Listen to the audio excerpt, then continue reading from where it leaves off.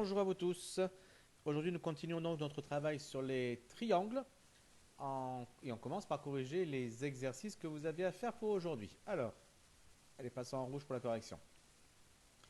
Et bien donc ici un triangle, pardon, ici un triangle, on essaie ici donc les deux valeurs, avec le degré qui a été oublié ici. Attendez, il ne marche pas, je pense ici. Est-ce que je suis pas en crayon, voilà. Voilà, j'ai oublié de mettre degré ici, voilà c'est fait.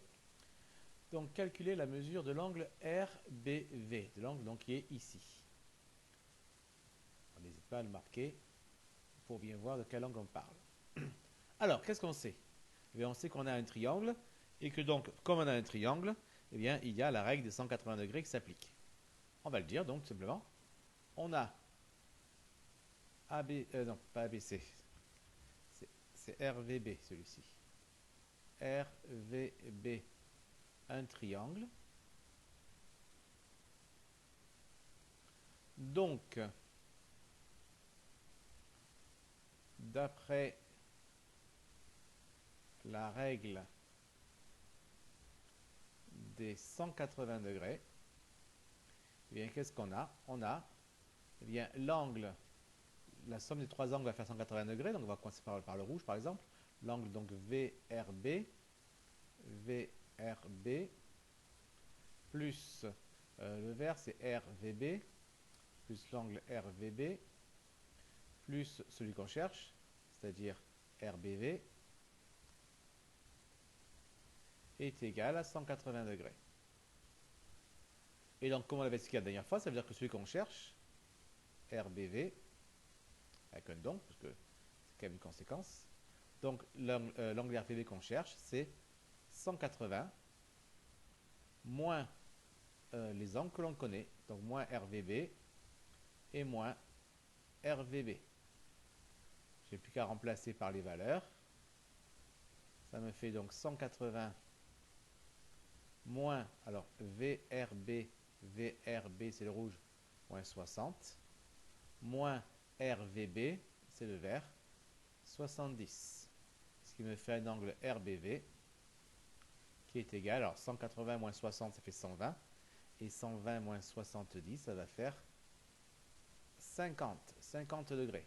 N'oubliez pas dans les calculs, à part quand on fait des conversions, on préfère garder l'unité uniquement pour, on va égal ici, on ne voyait plus, garder l'unité uniquement pour la fin en fait. Ne pas les mettre dans tous les calculs intermédiaires, mais uniquement à la fin. D'accord? Donc RBV égale 50 degrés. Bon, j'espère que tu vas trouver, que ce n'est pas très compliqué. En termes de rédaction, tâchez de faire un petit effort de rédaction. Ne vous contentez pas de dire RBV c'est 180 moins 60 moins 70. Non, il faut marquer toutes ces étapes-là qui expliquent en fait ce que vous faites. N'oubliez pas que la rédaction, c'est votre manière de prouver que ce que vous faites est juste. Parce que n'oubliez pas que quand vous dites une réponse, on n'a pas de raison particulière de vous croire. On vous croira si vous êtes capable de prouver ce que vous avez à dire. D'accord? Bien, passons au deuxième exercice. Construire en vraie grandeur ce triangle-là. Alors, qu'est-ce que vous avez pris comme instrument pour faire ceci? La règle, le rapporteur, le compas? Eh ben non. Le seul instrument dont on avait besoin, c'était uniquement le stylo. En effet, pourquoi? Parce qu'on a ici un triangle LOU, d'accord? Et donc, il doit vérifier la règle de 180 degrés. Et justement, est-ce qu'ici, l'angle, le triangle, permettrait de vérifier la règle de 180 degrés? Eh bien non, parce que si on fait la somme des trois, 80 plus 40, ça va faire 120, et 120 plus 70, ça va faire 190. Donc la somme des angles ne fait pas 180 degrés, ce triangle n'existe pas. Alors comment est-ce qu'on va la rédiger ça? Tout simplement, on va dire qu'on a alors l'angle OLU, c'est celui-ci, le 80, plus l'angle LOU, c'est l'angle 70, plus l'angle LUO, c'est le 40, égale, donc on dit que c'est le 80 en premier, plus LOU 70, plus 40, ce qui fait donc 190, et 190 surtout, ce n'est pas égale à 180 degrés. Donc ça veut dire quoi? Ça veut dire que la règle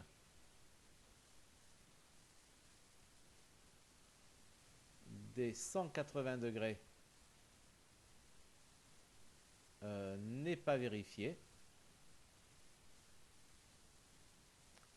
Vérifié.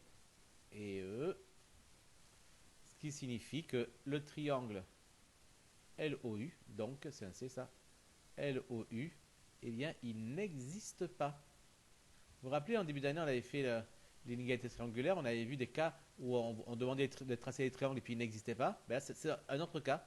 Un autre cas, on demande de tracer LOU et ce triangle-là n'existe pas, non pas à cause de problèmes de distance, comme dans l'inégalité triangulaire, mais à cause de problèmes d'angle. La somme ne fait pas 180 degrés, c'est donc impossible. Ça ne fait pas 190, ça fait 180 degrés, et c'est-à-dire pas 180. Donc la règle n'est pas vérifiée, le triangle n'existe pas. Il était impossible donc de le construire évidemment en vraie grandeur. D'accord? Bon, le premier, je pense que tout le monde a fait juste, le deuxième, pas forcément, parce que c'est un peu. C'est pas toujours évident la première fois de réussir à le faire. Donc pensez bien à bien comprendre ce qu'on a fait. Regardez bien la vidéo une deuxième fois, voire une troisième, une quatrième si besoin. Et regardez la rédaction aussi. Vous avez vu, on a fait la somme des angles, on a trouvé que ce n'était pas 180, et donc on en conclut que le triangle n'existe pas. Bien, on continue maintenant avec, on avait fait le cas de cette règle dans le cas d'un triangle rectangle, d'un triangle quelconque, pardon. On va voir maintenant ce qui se passe dans le cas d'un triangle rectangle. Bien, c'est relativement simple, regardez. Dans ce triangle rectangle que vous avez dessiné dans votre cahier, comme vous avez écrit petit 2 dans un triangle rectangle, on a ici BC qui s'appelle l'hypoténuse. N'oubliez pas, l'hypoténuse c'est quoi? C'est le côté qui est en face de l'angle droit. Dans ce triangle-là, il est rectangle en A, donc l'hypoténuse c'est BC. Alors, qu'est-ce qu'on remarque? Bien, on remarque que puisque la somme des angles fait 180 degrés, et qu'ici, j'ai un angle droit, donc ici, l'angle droit, c'est un angle de combien? C'est un angle de 90 degrés. Ça veut donc dire que finalement, pour que la somme fasse 180, il va rester combien pour les deux angles qui ne sont pas les angles droits?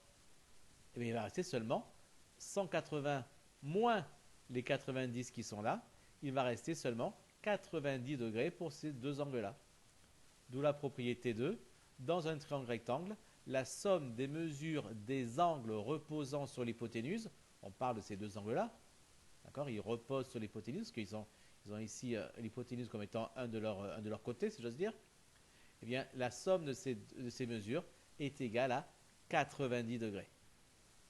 D'accord? On peut dire aussi la somme des mesures des angles qui ne sont pas droits.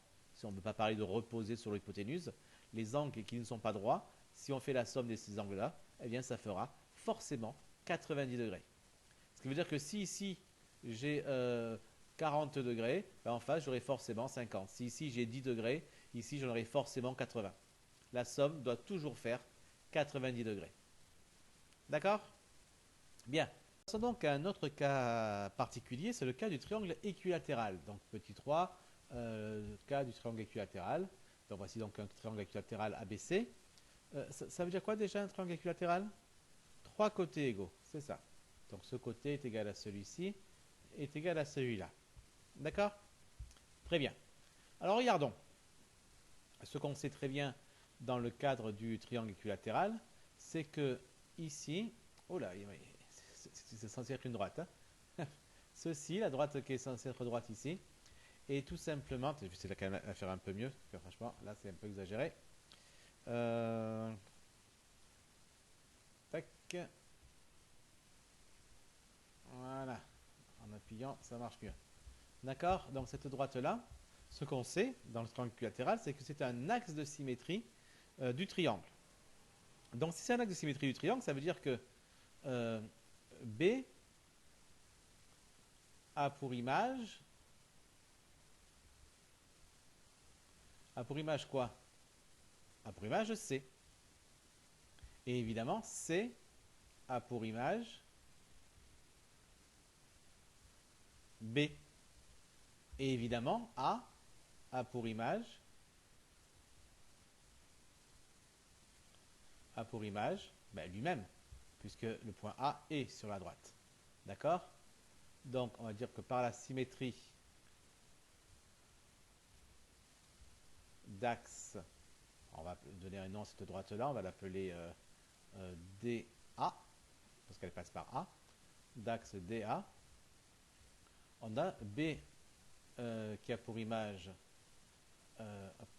B qui a pour image C, C qui a pour image B, A qui a pour image lui-même. D'accord? Bien. Alors ça veut dire quoi ça? Ben, la conséquence de ceci, c'est que l'angle qu'on a ici, qui s'appelle ABC, l'angle ABC, a pour image, quelle sera donc l'image de l'angle ABC? Ben, l'image de A, c'était quoi? C'était A. L'image de B, c'était C. Et l'image de C, c'était B. Donc, l'angle ABC a pour image l'angle ACB, c'est-à-dire celui-ci. Et comme on sait que dans une symétrie axiale, les angles sont conservés, ça veut dire que l'angle ABC est égal à l'angle ACB. D'accord? Si maintenant on fait la même chose, mais non plus avec la droite DA, mais avec la droite DC, qui est aussi, ça passe par C, hein, qui est aussi un axe de symétrie. Et on va faire la même chose et prouver que les deux angles ici et là sont également les mêmes. D'accord? On ne va pas refaire, je ne vais pas réécrire la démonstration. Vous, éventuellement, écrivez-la. C'est la même chose que ceci. On en conclut donc de ceci. On en conclut que nos trois angles sont les mêmes.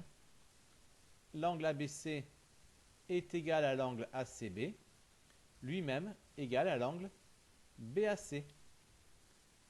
Et donc, puisque les trois angles sont les mêmes et que leur total fait toujours 180 degrés, ça ne change pas, que c'est vrai dans n'importe quel triangle. Ça veut dire que chaque angle, ben ça va être quoi? Ça va être les 180 degrés de la somme qui vont être partagés en 3. Donc ça sera égal à 180 divisé, on va mettre plutôt avec le bon symbole, divisé par 3, c'est-à-dire 60 degrés. Et tous les angles vont mesurer 60 degrés. D'accord? Bon, je reprends rapidement l'explication. On a un triangle équilatéral, on a ici un axe de symétrie. On regarde quelles sont les images, ça prouve que les deux angles ici sont les mêmes. En prenant l'axe de symétrie vert, on prouve que ces deux angles-là, de la même manière, sont les mêmes. Donc les trois angles sont les mêmes. Et si les trois angles sont les mêmes, eh bien, ça ne peut pas être 10, 10 et 10, ça fera 180. Pour faire 180 avec trois angles égaux, il faut partager les 180 en trois parties égales, donc c'est bien faire une division. Donc c'est 180 divisé par 3, ce qui fait 60 degrés. D'où la propriété que vous notez, la propriété 3. Dans un triangle équilatéral, les angles sont égaux et mesurent 60 degrés. Allez, on ne vous laisse pas tout seul jusqu'à la prochaine fois. On vous donne 3 exercices pour vous accompagner, le A, le B, le C. Dans le A, donc vous avez un triangle rectangle RVB, rectangle en R. Un angle est égal à 40 degrés et je n'ai pas marqué la question ici, mais c'est calculer la mesure de l'angle VBR. Ici, on a un triangle et c'est à vous de prouver qu'il est rectangle. Et enfin, dans le 3, dans le petit C, plutôt, troisième question, je le lis parce que ce n'est pas très bien écrit. Il faut prouver qu'un triangle rectangle ne peut pas avoir un angle obtus. Vous voyez ici, les rectangles, il a 40 degrés. C'est un angle aigu. Vous ne trouverez jamais de triangle rectangle avec un angle obtus, c'est-à-dire plus grand que 90 degrés. À vous de me prouver que c'est vrai. À vous de m'expliquer pourquoi. Voilà, c'est tout pour aujourd'hui. Faites bien votre travail. Bossez tout ce qu'on a vu aujourd'hui, en particulier la rédaction, parce que ce n'est pas très compliqué ce qu'on a fait, mais la rédaction, il faut qu'elle soit bien précise pour être efficace. Allez, bonne journée à tous et à la prochaine vidéo. Ciao, ciao!